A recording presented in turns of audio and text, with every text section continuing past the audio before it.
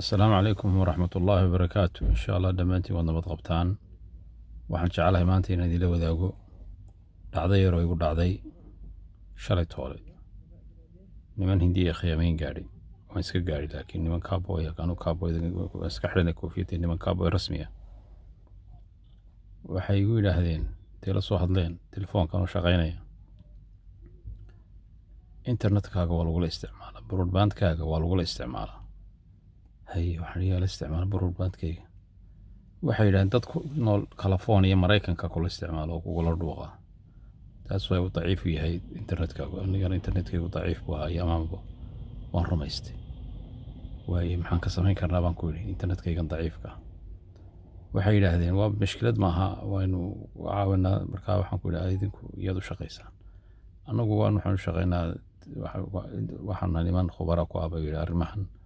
Markaa waxay ku yidhi haddaad khubaro ku tihiin arrimahan bal horta ii sheega cidda providerkaygu waayo cidda internetka aan macaamiisha lahay waayo. Way sheegeen ciddan macaamiisha lahaa oo BT. Marka waan soo yiri dugo waan rumaystay. Waaye maxaa markaa jira ma yidhi say wala dhuuqa waxay yidhahdeen security-gaaga internetka ayaa compromise oo diidata u baahan in la hagaajiyo. Marka maanta waxaan loo soo diray inaan security-ga internetkaaga hagaajino. Waaye hagaajiya maxaad iga baahantihiin waan shaqaynay aniguna waan yaaba shaqadii baan iska dhigay. Waxaan kaaga baahannahay bay yidhaahdeen inaan su'aalo ku weydiino dabeeto system baanu gelinaa systemkaasoo ku caawinay bay yidhaahdeen. Marka horta waxaan kuu soo diraynaa bay yidhaahdeen code baanu text kuu soo diray message. Marka codeka markaad hesho 4 number ku soo dhacno yeeri waxay yihiin codekii bay ii soo direen. Text message waa uu ka socdaa BT oo qolada in la xamilo 4 number baan u yeedhiyey. Markaas waan sii rumaystay ilaa nimankani waxay iiga soo dirayaan text message BT-gan la caamilayay. Waan isku sii furo kalsooni baan ka sii qaado nimankii si fiican baan niyadda ugu furay.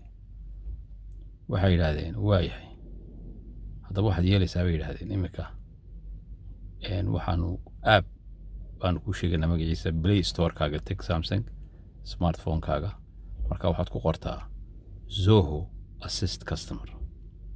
weligii maan maqlaabka Zoho Assist Customer wuxuu yahay waxa weeyaan app markaad soo downloadayso lala wareegayo awoodda iyo controlka mobilekaaga oo cloud based. Waxaan soo dejiyey bahalkii isaga Zoho Assist Customer. Gabigiiba waxaan arkay xagga mobilkayga waxay maala gelgelayo igala wadaagayo. Laakiin waxaan isleeyahay anagu nimankii injineeradii la soo diray oo PT oo shaqeeyaano dedan kamilay waxay gelayaan. Waxay ku yiraahdeen halka waxaad ku taab garaysaa telefoonkaaga my IP address location. Waan ku taab gariyay Google-kii aan ku taab garay Google-kii waan ku taab gariyay. Waxa soo baxay California inuu location-kaygu yahay. Markaas ay yidhaahdeen adigu location-kaagu waxaad ku nooshahay California. Maya baan anu California kuma nooli London baan ku noolahay. Waxay yidhahdeen haddaba xagga nimankaasaa kugula dhuuqa bay yidhahdeen California ku nool. Waaban yidhi nimankani waa ilaahay baa kuu soo diro way ku badbaadinayaan waa lagu dhacay baan yidhi waayahanba waa lagula dhuuqay bahalka.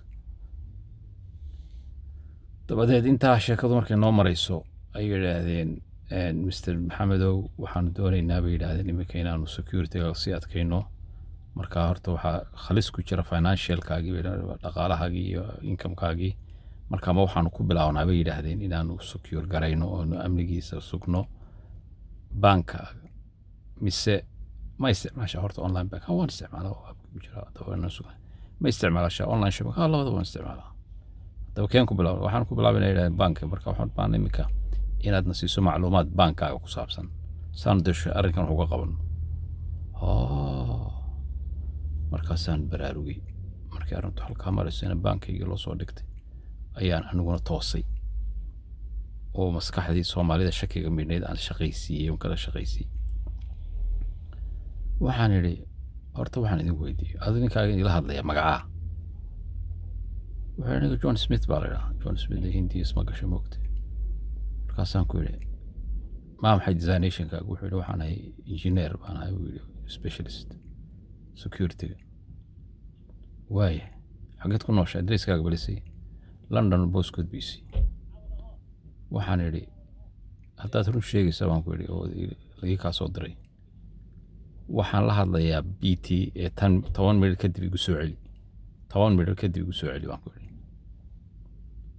wuxuu yidhi soonigii isku kaa sheegay ee koodka ku siiyey ee adresskii ku siisay maxaad iga sheegsantahay waar 10 minute kadib igu soo celi baan ku yidhi haddaad run sheegayso haddii kale waxaa kama jiraan kuyi haddaad telefoonka iminka aad dhigto oo nala wadi weydo shaqadaanu qabanno aanu wadno iminka ku wadno internetkaagana wanu kaa jaraynaa telefoonkaagana wanu kaa jaraynaa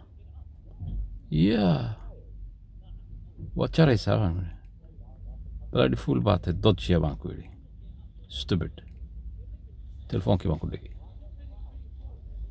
deeto waan isgaadhi in yar baan u jiray 80% waxay doonayaan waan yeelay waxay data beertkayga uu hayay maynu ka keenay magacayga uu hayay adresskayga uu hayay ma garanayo wuxuu ka keenay textkiisa uu soo diray BT ma garanayo laakiin waxay niman tuug badhacdo wax walba iga haya waxaa harsanaa uun markaan accountka aan ku idhaahdo siiyo inay igu idhaan login oo markaan login garayo ay halkaa kala baxaan dee wixii xoogaaga yaraaya dee igu jiray meesha marka waxaan u duubay fariintan inaad is ilaalisaan tuugtii internetka scammerskii waxay noqdeen experts waxay isticmaalayaan waxyaaba aynanu garanayno shaqa aynanu ku lahayn IP adresskiisa iyana California waxaan ogaaday markaan Google gareeyay showa IP adresska Google headquarterka Google way oo dadku ku qaldayaan ay ku sixrayaan marka Israailiya weligiin eliin haddii qaaridi la soo hadlaan financial information idin weydiiyaan macluumaad ku saabsan accountka weligiin ha bixinina feejignaada waa la isxadayaa waa la isku soo dhigtay email la isku soo dirayaa aad moodayso dadka la caamilaysa inay yihiin text message la isku soo dirayaa waa ka telefoonadii aqalka lagala soo hadlayaa ma garanay macluumaadkaaga xagee ka helayaan macluumaadkaaga bay soo helayaan marka is ilaaliya nimanka saas oo kale haddii la soo hadlaan markiiba ku dhiga telefoonkoogana block gareeya السلام عليكم إذا نشر قراية معلومات كان إذا لو ذاقي سي أمضى كالوقفة إذا يسدو هذا والسلام